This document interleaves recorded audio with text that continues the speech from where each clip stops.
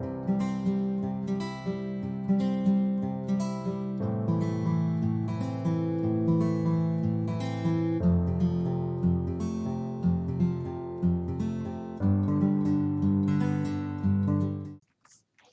everyone, welcome to GM Orange's channel. In this video, we'll be discussing how to choose your opening lines with black against 1d4. There are several openings against 1d4 which are really good, but how do we know which one will really suit us? Well, that's based on your style and also the kind of structures that you would like to play. To begin with, let's look at the options that are solid, and then we'll move on to the options that are pretty aggressive for black. And based on the kind of structures and plans which is really suitable for you, you can decide which one is the best for you. To start with d4, d5. In this video, I'll be discussing the main lines alone for white and black. I'm not going into too many details with the sidelines. That's really beyond the scope of this video. So c4, e6, which is basically called as the Queen's Gambit declined, is one of the most solid openings that black players can play against 1d4.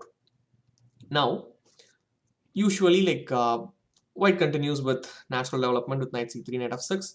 As you can see, black's plan is pretty simple.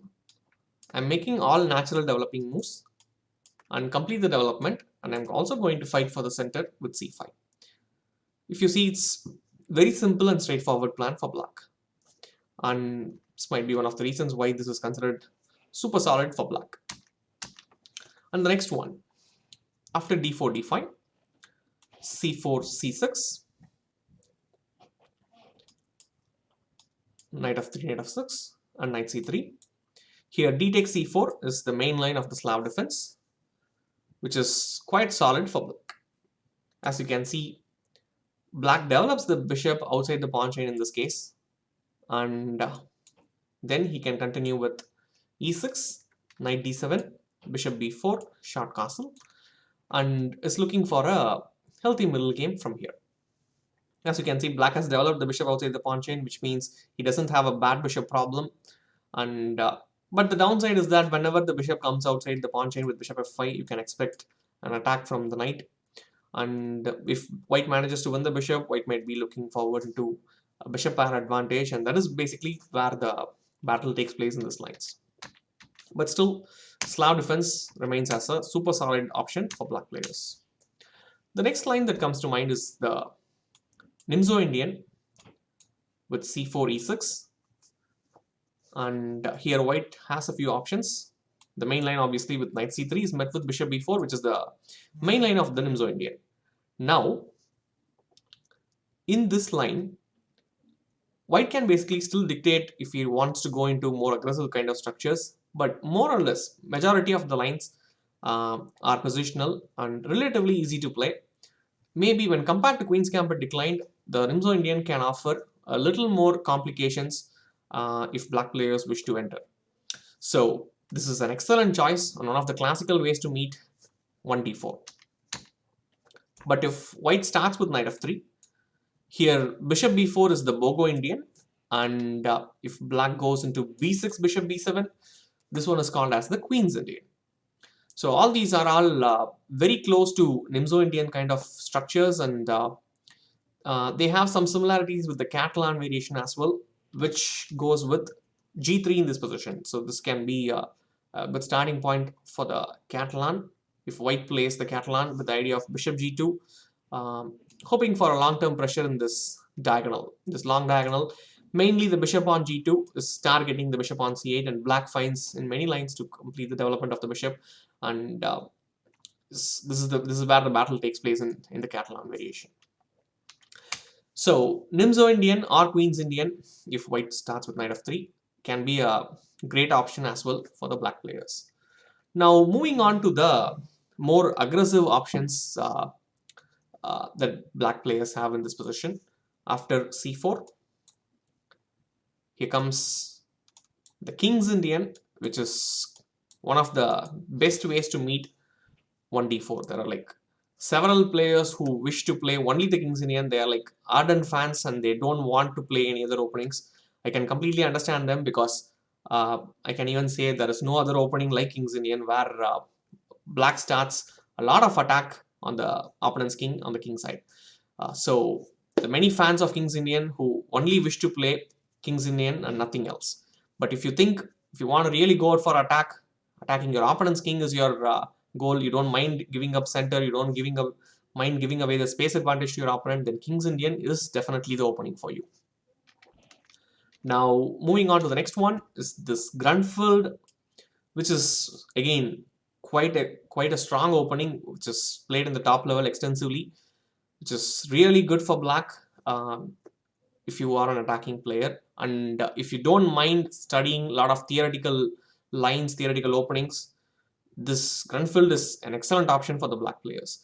But again, white players have like so many options, so many ways they can counter the Grunfeld. But if you are ready to go through this long lines, long theoretical lines, then basically Grunfeld will work out very well for you. And the next line that comes to mind is the Benko Gambit, when black starts with c5, d5, b5. And as you can see, black gives away the a and b pawns for the sake of opening up the lines on the a and b file. And something like this is what black players play. And once they win the a6 pawn, typically after completing the development with d6, castle, bishop a6, knight d7, queen b6, rook to b8, you can see a lot of pressure mounting on the white's queen side. This is again quite aggressive option for black players. But recently, this hadn't had a great following, especially in the top level, because the line has been going on a very tough time when white players have figured out some critical ways to really counter the Benko Gambit. But apart from that, there is one more line which is the Benoni structure with e6. This black players can start with e6 followed by c5 or c5 followed by e6. Either way, they can reach the Benoni variation. This has some similarities with the King's Indian, but not entirely the same. But King's Indian and Benoni can be, in many occasions, they can transpose into one another. Benoni has been played by Michael Tal, who's known as one of probably the greatest attacking player of all time. Like his games, his ideas are like very unique. He chose Benoni extensively, maybe more than King's Indian as well. So this again, as a attacking player, if you are an aggressive player, this line will definitely suit you. Black can look for a6, b5 expansion on the queen side, and on many occasions they don't mind expanding on the king side as well. And that is why Benoni is definitely a super aggressive system for the black players. So moving on with d4, d5, c4, c6. We're going into the semi-Slav structures once we start with e6. There is one line in semi-Slav with bishop g5, dc4, which is called as the Botvinnik variation, which is super aggressive. Maybe we can say like one of the most aggressive variations for black. As you can see, black doesn't mind like losing his whole kingside pawns and still is looking forward for a break in the center. This is a quite aggressive line, but again, this has a lot of theories. Like basically, if you need to play this line, you need to know end to end. In many occasions, the new move can occur around like move number 30, 35. Lines are very well analyzed until move 40 in these lines. So again, if you are ready for long theoretical lines, semi-Slav can be a great option for the black players. And here, instead of e3, instead of bishop g5, e3 can be another option, which is also considered one of the main ways to continue for white. So this is called the Meron variation, and this again goes into a lot of dynamic play in the middle game. Apart from this, I think what we have is dc4. The queen's gambit accepted. Black has taken the pawn on c4, not afraid of giving away the center to the white side. Again, this is quite aggressive, but in many occasions we'll see like white players not going into the full-fledged battle. Many occasions they go into more positional approach against the queen's gambit accepted. Again, we can see a lot of options that black players can have, but time and again we'll see that white players can always dictate if they want to go into more aggressive lines or positional lines. But as I always say, up to some extent, black can also dictate the terms. Like for example, King's Indian more or less always goes into full-fledged battle. Grunfeld as well. Like usually, like it goes into more of dynamic play rather than positional maneuvering games. But if you are a solid player, if you wish to keep the game safe and simple, easy to play, maneuvering games, there is no direct attack on the kings, these kind of positions, then Queen's Gambit Declined can be a great option for black players.